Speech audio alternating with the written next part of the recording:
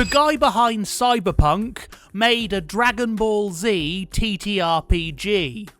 In 1999, the legendary Michael A. Pondsmith, the designer of the legendary Cyberpunk TTRPG series, which would later be used as the basis for Cyberpunk 2077, co-wrote Dragon Ball Z, the anime adventure game.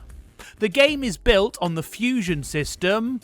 Pondsmith co-wrote with Steve Peterson and Greer. In this game, each character is represented by 4 stats: physical, mental, combat, and move.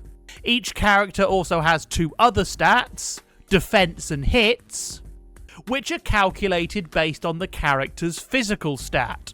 On top of this, each character gets a set of skills which define what they can do, with each skill being linked to one of the aforementioned stats. Making actions is pretty simple, with the player rolling 3 6-sided dice, and then adding any relevant characteristics and skills, aiming to overcome a difficulty value set by the GM. But despite basic actions being simple, the game's combat scenes do have a good bit of crunch, as the fighting system takes into account things like range and cover, meaning that this game does a really good job of recreating the feel of Dragon Ball Z combat.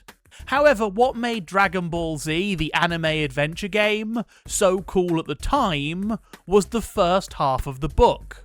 See, before the rules even start, you're presented with 60 pages that explain the story and world of Dragon Ball Z, detailing basically every character, faction and location seen in the show.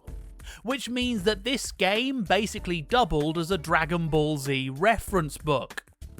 And while that may sound like nothing today, in the late 90s, the days before unlimited data and massively detailed fan wikis, this was the only way for many kids to get their hands on this information. So, because of this, Dragon Ball Z, the anime adventure game, is the best way to take your OC, who can totally go Super Saiyan 5, on a Dragon Ball adventure.